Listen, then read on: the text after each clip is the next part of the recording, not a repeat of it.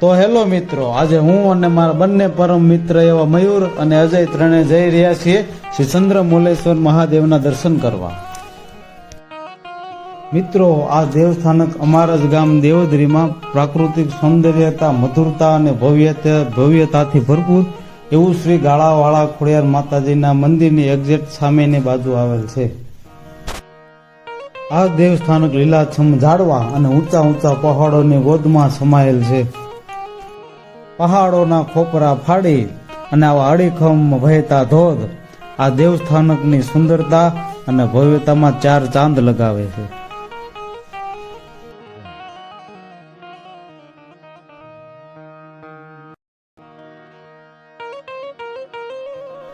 આ જો તો ખરા મિત્રો, પ્રકૃતિ જાણે છોડે કલાએ ખીલી ઉઠી છે અને ખેડૂતોનો હૈયા હિલોળા કરે છે. જેમ નદી હિલોળા કરે, સમુદ્ર હિલોળા કરે, એમ ખેડૂતોના હૈયા હિલોળા કરે છે.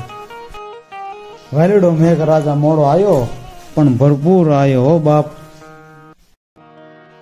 આ દેવસ્થાનકની જેમ જેમ નજીક જતા જઈએ છે એમ કારણ શરીર ટળી અને કામ, ક્રોધ, મદ, મોહ, લોભ, માયા, ઈર્ષા, અભિમાન, તારું મારું, ખટ પટ, સાડી સુક્તિ વગોવણું એ બધાના દુર્વિકારોનો ભાંગીને ભૂકો થાય છે હો વાલીડા.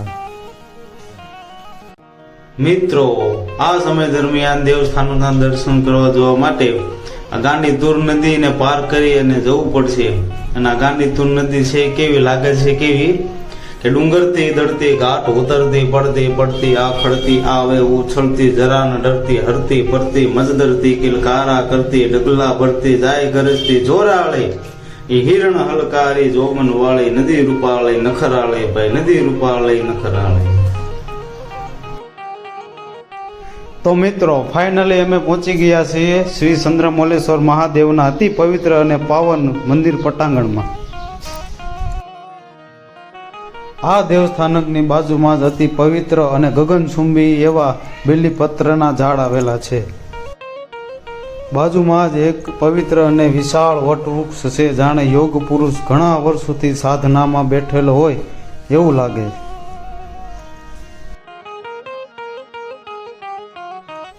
મિત્રો, આ દેવસ્થાનક જે ચંદ્રમૌલેશ્વર મહાદેવના આપણે હમણાં દર્શન કરીશું એનું જૂનું દેવસ્થાનક છે. તો ફાઇનલી મિત્રો, તમારી આતુરતાનો અંત આવ્યો. અમે પહોંચી ગયા છીએ શ્રી ચંદ્રમૌલેશ્વર મહાદેવના દર્શન કરવા. આમ જો તો ખરા ભોળિયો નાથ કેવો છે કે નોધારાનો નાથ, થલખનો આધાર, દુખિયાનો બેલી, ભાંગ્યાનો ભેરું, અરે પતિત પાવન, અધમ ઉદાહરણ, ગરીબોનું નિવાસ. અને આ ભોળિયાનાથના દર્શન માત્રથી લોકોના દુઃખ, દર્દ અને દારિદ્ર્યતાનો નાશ થાય છે. મિત્રો, આ દેવસ્થાનકનો ઇતિહાસ લગભગ 50 વર્ષ જૂનો છે. જે તે સમયે મિત્રો અહીંયા એક નાનકડા ઓટા ઉપર જ દાદાની સ્થાપના હતી. પછી મનુ મહારાજ કરીને અહીંયા એક સાધુ રહેતા હતા.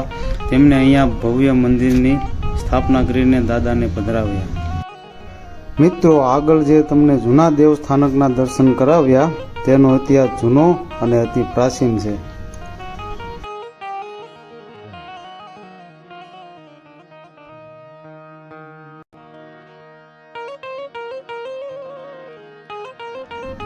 નાજદની જંકા મૃગ મૃગ મંકા ને ઘમ મમ ઘમકા ગુંગરૂકા, હે ઢોલુકા ડંકા હો તહંકા, ડમ ડમ ડમકા ડમરૂકા, રણતુર જણંકા ભેદ ભણંકા, ગગન જણંકા ગહરેસા, આય જય દેવ સિદેશા, હરણ કલેશા, મગન હમેશા માહેશા. શૈલ શૃંગ સમ વિશાલ, જટા જૂટ ચંદ્ર બહાલ, ગંગ કી તરંગ બાલ, વિમલ જાલ રાચે, આયલોચન ત્રય લાલ લાલ, ચંદન કી ખોર ભાલ, કુમકુમ સિંદૂર ગુલાલ, ભ્રકુટી વરસાજે, હે મુંડન કે કંઠ માલ, વિકસિત લરુ કે પ્રચાલ, ફટિક જાલ રુદ્ર મહાલ, નર કૃપાલ રાચે, હે બમ બમ બમ ડમરુ બાજ, નાગ વેદ સરસુજાજ, શંકર મહારાજ યા તાંડવ નાચે, હે મારો ભોળો ભગવાન યાજ તાંડવ નાચે. ઓમ નમઃ પાર્વતીપતિ હર હર મહાદેવ હર મહાદેવ મહાદેવ.